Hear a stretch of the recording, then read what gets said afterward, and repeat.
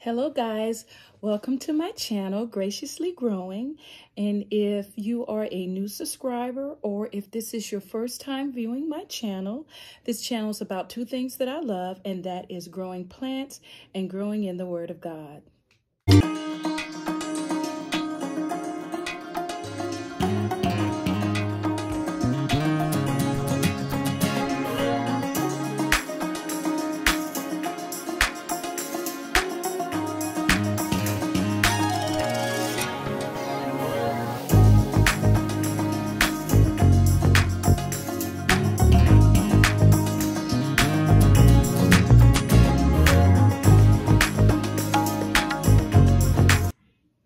So today I am going to be attempting to place two of my philodendrons on moss poles. This is something I've never done before, so we're going to see how it goes.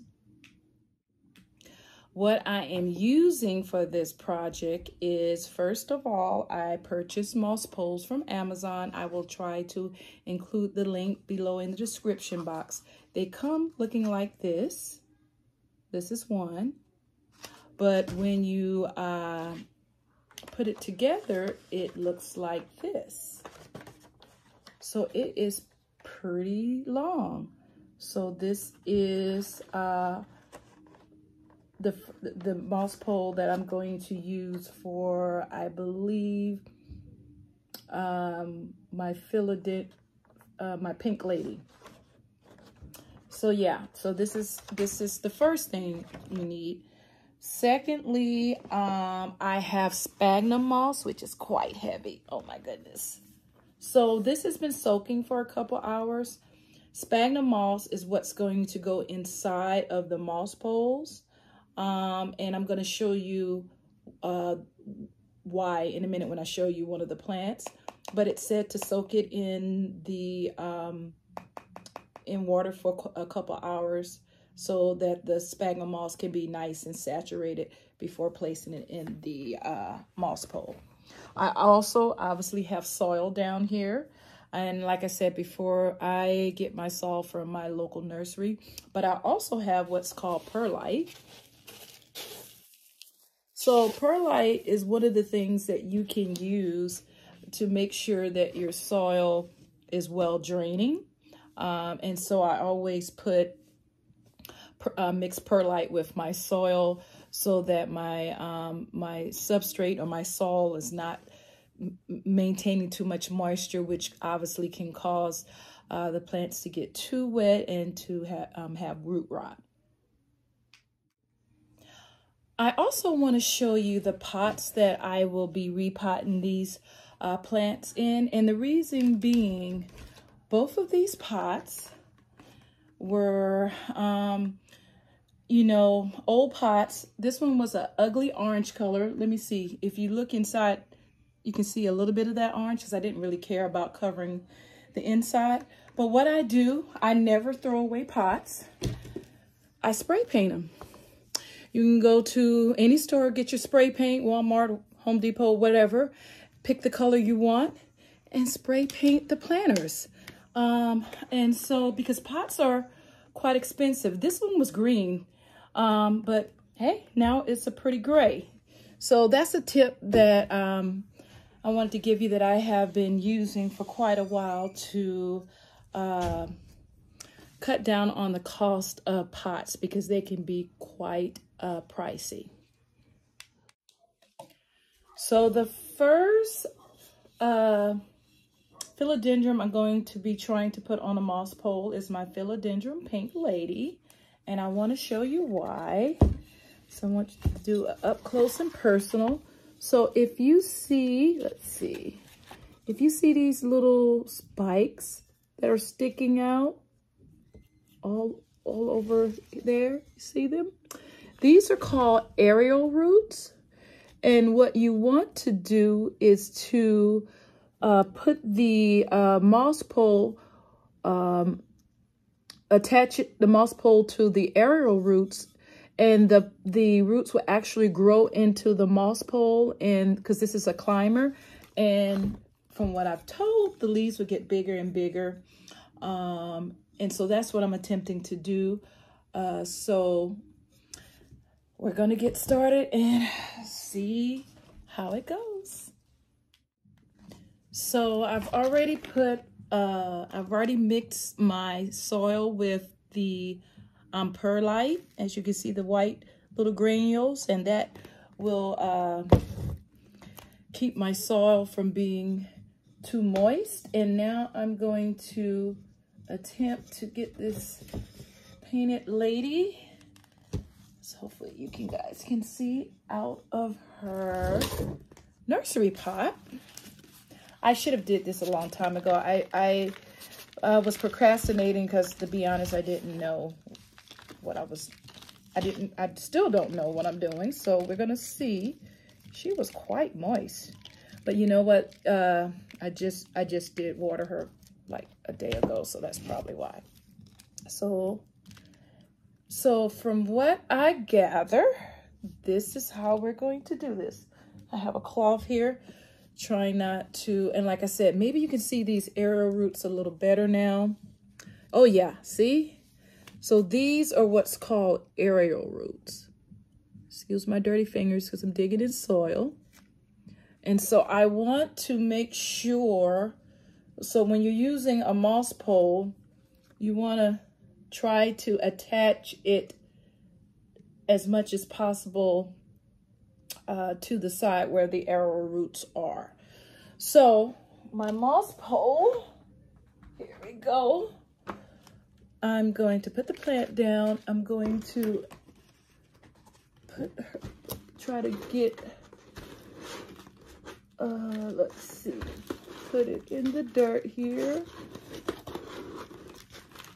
Okay, make sure it's nice and sturdy. Okay,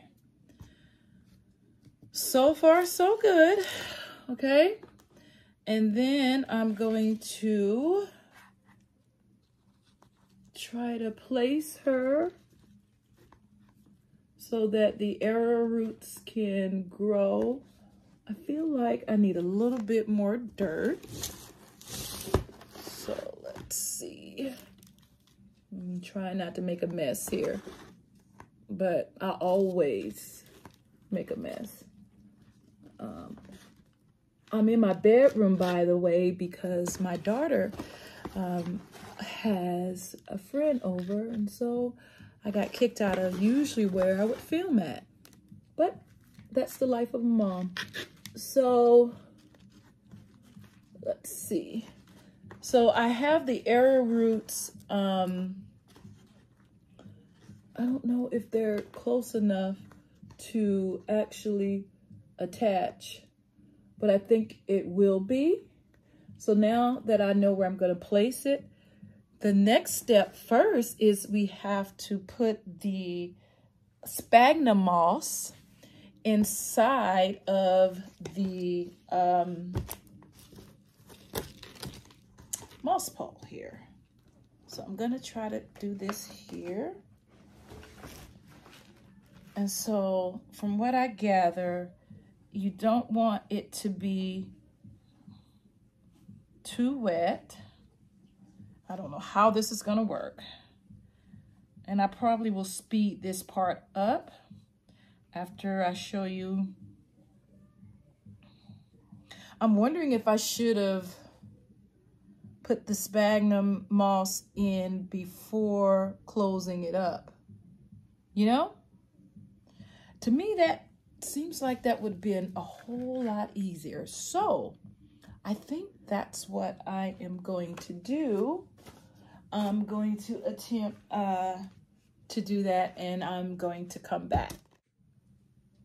Okay, so I took the moss pole out, and I'm going to put the sphagnum moss in before connecting it. And so what I'm doing is, you can't see that part, but this is sphagnum moss, and what I'm doing is squeezing all the excess water out, because it said in the directions that you want it moist but not soaking wet. And I am just going to put it And it also said to make sure that you don't put it in too tightly.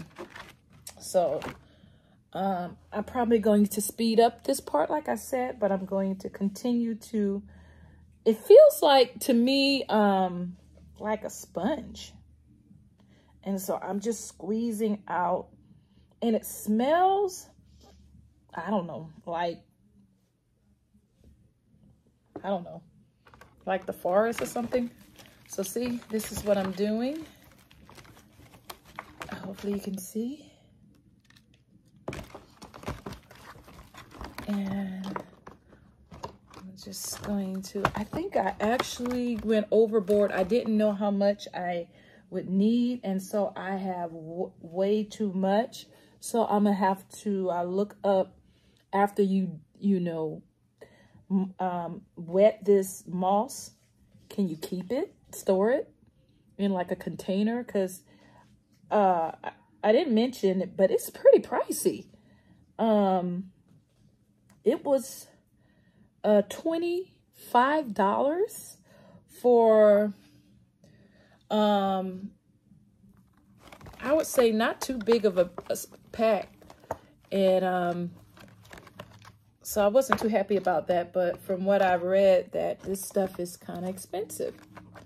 So I think, since it said not to stuff it, you guys, I think that might be enough. And so now I'm going to go ahead and reconnect the it into its slots here. I think this was much easier than trying to get it in after connecting it. So yeah, in the comment section, tell me if you guys have any plants on moss poles, and tell me, have you you know, ordered them and do, you know, like I'm doing. But I've seen some people have DIYs where they go get the some type of wiring and they make their own completely. So this is enough for me. Maybe one day I'll try that, but right now you know, another thing I like about this one, I know that they come in different shapes. I like the backing on this one not being round. So yeah, I think that's enough moss. And so now I'm going to try to place it back in the container. Let's see where we're at. Okay. So let's stick it back in here. Oh, wait. I think it goes this way. Yeah, that's the way it goes. Okay.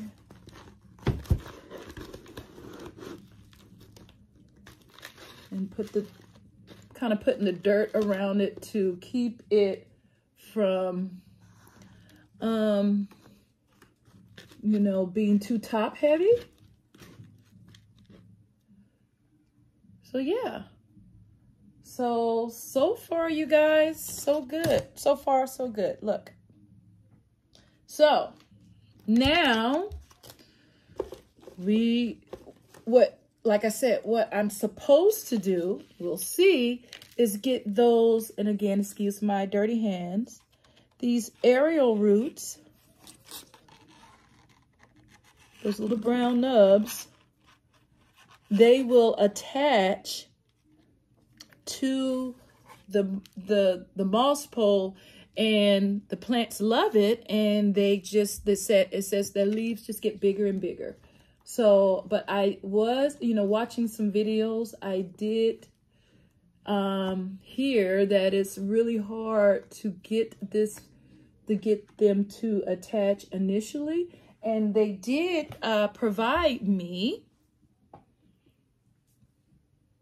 with tape. I actually have some, but I'm glad it came with the moss pole. So far I kind of like this, and I have scissors somewhere so that you can kind of, until the plant starts attaching to the moss, you can use this to press it against it. And then once the roots get into the moss, then you can just take this off. So that's what I'm going to try to do next. Okay, guys, I have done the best I can to get it attached. Some of the aerial roots are going directly into the moss. If I force it anymore, it will probably break the stem of the plant. So I am going to leave it at that. I definitely did not make enough soil, a substrate for combo for the other plant that I'm going to show you. So I'm going to definitely have to go get more. But the good thing is I have it. So yeah. So I guess this is my first pot with me video. Moss pole with me. I love watching other YouTuber videos because I learn a lot. Don't expect to learn too much from me about this. Like I said, this is my first time, but I'm definitely gonna need more soil. So I'm gonna go get that. But so far, so good. Like I said, this pot is great. Even though this particular pot, I didn't have to spray paint because I'm putting it in another decorative container, but I wasn't sure at first. So I am going to go make more, mix more soil, and I'm going to mix more soil with the perlite, and then I'm going to come back and we're going to attempt to do the next plant. You know, it's going to be really fun to see in 6 months what happens with this plant. Does it really take off? Did I do it right? Or is it a total bomb? I guess we're going to find out. Okay, guys, I went and mixed way more soil. Oh, and by the way, I got this from the dollar store. I do want a container with with a top. But for right now, this is a great way to mix my soil. And it was $1.25. It's no longer the dollar store, right? That's right, $1.25 store. So yeah, so I think that after I give this a good watering, I think it's ready. So where is my cloth? So it's gonna be trial and error in trying to keep the soil moist, and but not too wet, and also the sphagnum moss. So, because from what I've been told, if either one dries out, then it's going to be a problem. So this is how my pink lady is looking. Yeah. So let's see how she looks in a couple months and see if she starts growing into the... So guys, this is the next plant that I want to put on a stake. This is my Philodendron Florida Green. Isn't she beautiful? So I think this is going to be a little bit more difficult because looking at her, she seems to have it seems to be two plants in here, and the aerial roots are going in opposite directions. So I'm going to take her out of pot and see if that's the case, and then I'll probably have to split her because I only have one other moss pole. And another thing, look, oh my goodness, look at her roots. This plant has needed to be repotted for quite a while. And so don't even know if I'm going to be able to get her out. I may have to just cut the pot, because usually when I squeeze a plant like this, you know, they just come right out. But I think her roots are so attached to, yeah, she's so attached, and I don't want to rip them out. So I think I'm gonna just cut this. You know, I like to keep all my pots, so I'm not happy about this, but I think this is the best thing for her. Ooh, and I'm making a mess in my bedroom, I might add. So, anything for the plants. I'm gonna have to clean this all up tonight. So, yeah, I'm doing this on Juneteenth, you guys. So happy Juneteenth. Hope you had a great day. I spent the day doing what I love. You know, working with my plants. All right, I got her out. Yay, I got her out. And most of her roots weren't ripped, so that was the right call. Look at all of those roots. So let's see what we can, trying to do this where you can see. I'm trying to see if this is more than one plant in here. They also have her staked. There's a green stake, you probably can't see it. And they have her, these ties on her as well. These little clips. Oh my God, there's a lot going on with this plant. So let's see, I don't wanna damage her. And I might keep these clips. See, look at these little, like, see these little clips? Yeah, so I might need them. So let's take them off. And that's handy. Okay, there's another one. And then it has this stake, little green stake. And okay, so let's see what we're working with, you guys. This plant needed to be repotted a while ago. I can't even, I'm afraid to pull on it too much. But let me see if I can show you what I'm talking about. So it seems like to me there's two different plants here. See, I really think, and the aerial roots for this one, if you can see that, let's see if we can get this to work. The aerial roots for this one is here. See? But the aerial roots for this one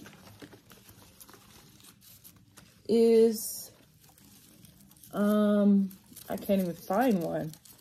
Let's see if this one has any aerial roots yet. Yeah, it does, but it's in a very, I can't show you, it's in a very interesting location. See, this is why I did not want to take this on. I don't want to harm this plant, but I really feel like this is two different plants. So I'm going to lay this down and work with this for a while. Okay, guys, when I tell you that it's been about an hour, and one thing I've learned, I will never do a pot with me or moss pole with me in my bedroom. It is a complete mess. I thought I could contain the dirt and everything, but yeah, I'm gonna be cleaning for a while. But before I show you this Florida green, I really did something I didn't want to do because I still am a novice when it comes to caring for plants, but it was very clear that there were two plants in that pot, and the aerial roots were going the opposite direction. And so at first I was going to just ignore that, but from what I know about this plant, it needs that it needs to attach to that moss pole for it to grow. So one side probably would have been growing all nice and pretty and the other side would not have been. And that wouldn't have been a look. So what I did was I did separate it. I hope this plant doesn't go into shock. I hope I separated it properly. From what I understand, if you split a plant in half, because the roots were so tangled together, but that if both parts have ample root system, it should be okay. So with that being said, let me show you what we have. It's pretty, isn't it? So I split it in half, and I now have the arrow roots going into the moss pole, and then I have the tape to tape it there until it starts growing. Another good thing about this moss pole is you can connect them. So if by chance I didn't kill this plant, and if by chance this did work, and if by chance it keeps growing, I can attach another moss pole to it, and it can keep growing. So we'll see what happens in the next couple of weeks. It'll tell, probably in the next couple of days, it will tell me whether or not this plant is happy with me or completely unhappy with me. So let me get let me get the other plant and show you again how my first moss pole adventure has ended. So just give me a minute and I'll bring the other plant. Okay guys, this is the Philodendron Pink Lady. She has plenty of room to grow. I think one of the reasons why she was on sale, I think I mentioned this in my houseplant tour. I think the reason why she was on sale because they knew she needed a moss pole, maybe. And so let's see what happens now that she's gotten what she needs. And then, of course, we have the Philodendron. I just forgot the name of this that quick. Florida Green. The Philodendron Florida Green. So I will give you an update on these. I am now going to go and try to clean up this mess that I made in my bedroom. But again, thank you so much for watching. In the comment section, tell me, have you ever attempted moss poles? Do you make them yourself, DIY? Do you purchase these types, or do you like the round versions? And just what has your experience, if you have any, with moss poles? So I'm really excited to see what these plants are going to do. I have shied away from any plants that needed moss poles because I just wasn't very comfortable with doing it. So I just said I'm going to just step out here and see what happens. What I do like is I like the fact that the moss poles were inexpensive. I want to say, I will link it below, but I want to say 2 moss poles were a little over $10. They came really quickly. They came within 2 days with Amazon Prime, and they came with the tape. I actually have a big roll of planter's tape. If you don't know what planter's tape is whenever you need to stake a plant. They have them in different colors. It just sticks. It's just Velcro. But it was neat that it came with its own just in case you didn't have it. And so far so good. I thought that I had made too much of the sphagnum moss, but after doing the second moss pole, it was exactly right. I don't have any left, so I don't have to worry about storing any sphagnum moss, so that's great. I have plenty of substrate left over that I can use to, I actually have another plant that I need to repot today, but I'm not doing it in here. I'm going to clean up this mess and get ready to start the work week because this was a 3-day weekend. But again, you guys, thank you. I hope that you learned something, and please give me any tips and tricks you have about moss poles. The next thing I'm going to have to struggle with is keeping them moist. I did see one gentleman, and I think I'm going to try it. What he did was he had a plastic cup just sitting on top, and he had punctured a hole in it, a little small hole, and then he was just pouring the water in there. And he said because he's used moss poles so much that he knows exactly how much water to put in it to keep it moist. But right now it's really nice and moist. He also said that you don't have to worry about keeping the portion where there's no plant yet moist. So for me, that would mean I need to keep this moist on down, because he said that the top portion, especially when there's no plants, attached to it, will dry out. Not to worry about that, because you want the moisture to be at, where the plant is growing. So yeah, I'm really happy with how this turned out. If these plants continue to grow, and my pots, like I said, I spray painted them, and saved me quite a bit of money. I have every pot that I get from the nursery, other than this one I had to cut because of the roots being so entangled on the bottom. I keep them, I wash them out, and I spray paint them. I either use them just by themselves, or I, put them inside a decorative pot. But don't throw away your nursery pots, because here in the Pacific Northwest, I don't know about where you are from, pots can run you, especially this size here, they can run you $20 or more. And so, hey, I just went on the side of my house. I have a bunch of these pots from plants that I have purchased for the outside of my home. And I wiped it all down, spray painted it in my garage, and let it dry for about 2 hours. And voila, here you go. And like I said, this one was a really ugly green color.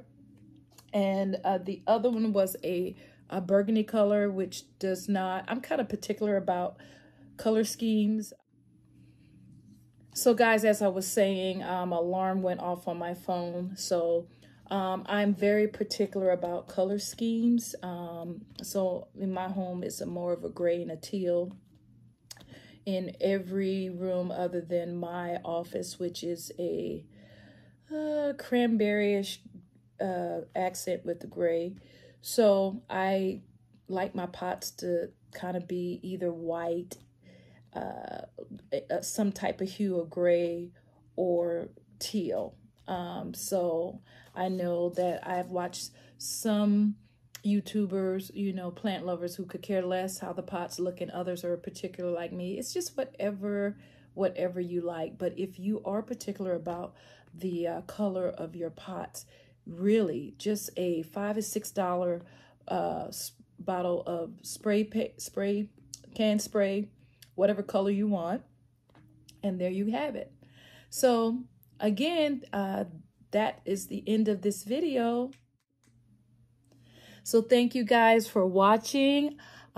Please thumbs up this video, subscribe to my channel if you like this type of content, and also comment. I love to hear from where you guys are from, whether you are veteran plant lovers, or you're just beginning, or are you thinking about it. I love talking with you guys and, sharing, like I said, tips and tricks of things that I've learned. And I have been given some tips on things that I can do with my plant collection from you guys. So until next time, be blessed.